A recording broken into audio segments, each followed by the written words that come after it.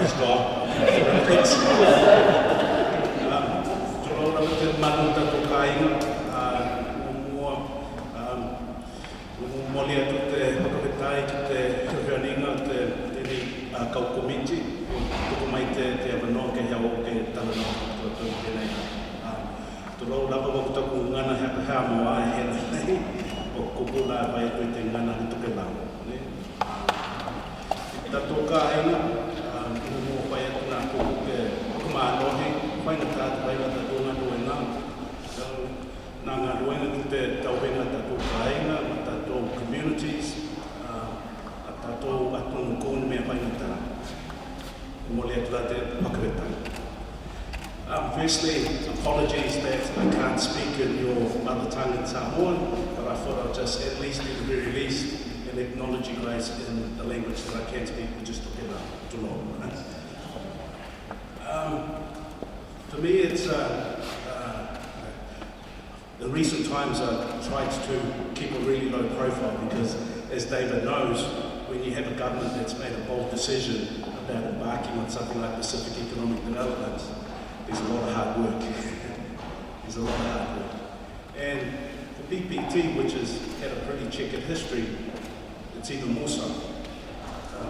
David makes mention of things like collaboration, networking, the importance of being connected and all of that. Unfortunately for us here at PPT, in recent times, we've kind of lost sight of that. It's no one in particular's fault, it's just kind of how things evolve.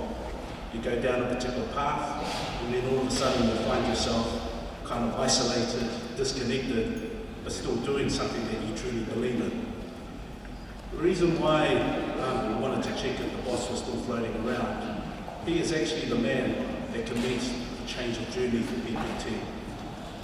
In March 2018, when the PPT board had the opportunity to meet with our people, the man said a few things, but one resonated the most, and that is community.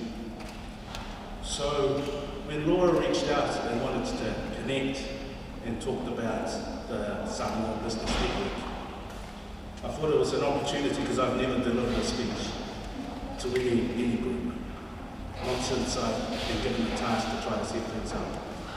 But I thought it would be a good opportunity to try to set out the journey that PPT is going through, where we're at the moment, but in particular to talk about the important challenge that we have to be community-centric, to be community-connected, to kind of achieve the aspiration that Opito kind of shared with us in March last year. So PPT previously had kind of gone down the path that generic economic development agencies aspire to do, focusing on the elite, the tech, food and beverage, innovation, all of that stuff. But for me, someone that has never operated in the Pacific space, I've always worked in mainstream economic development for the last 20 years. When I came in a few years ago and just took the time to have a look, our Pacific businesses are community-based. They're community-centered. We can see this in an industry like construction. So construction is by far the biggest sector. 1 in 5 Pacific businesses exist in construction. But of that 1 in 5, 75% are sole traders. That is, they are people. They are not companies. They are individuals that are working hard and employing a lot of people on a contract basis. So it was once I got that understanding and I reflected on our Pito's challenge in March 2018, that it kind of dawned that Pacific economic development is not like mainstream economic development. It's actually around the community.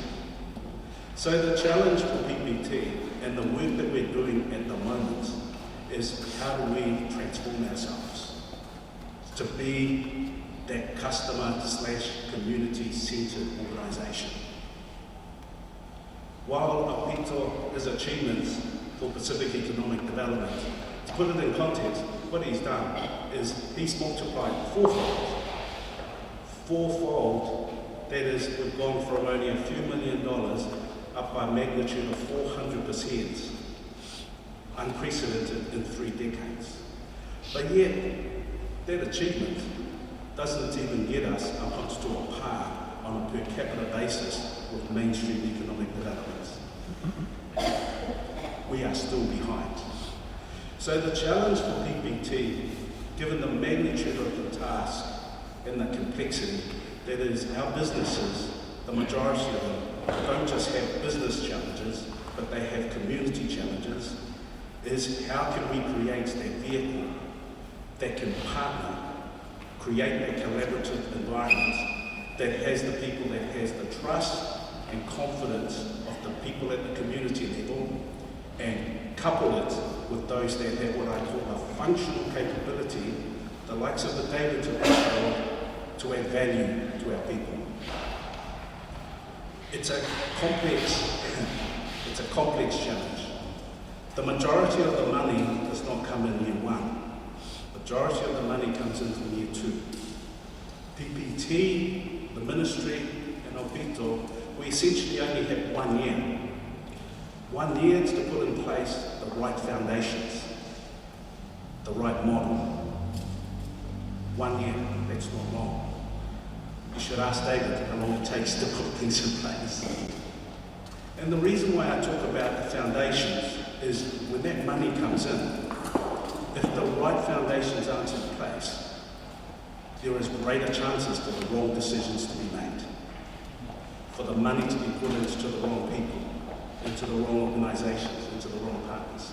So for PPT, when Laura asked me the question about what is PPT focused on right now, is PPT is focused on a community-centred model. How can we create a vehicle that takes the service to the people in the communities? How do we create a mobile service whereby people that have that cultural competence to engage with our businesses in their space, whether it's their whare, their church, their community centre, or even their own building sites, wherever they work. So for PPT, that's quite a different model. PPT has been to date a one-stop shop, doing everything.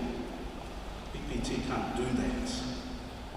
PPT needs to create a really solid core, a foundation on which we can create what I call an ecosystem or a network or collaborative vehicles with those that can give us the rights to assist.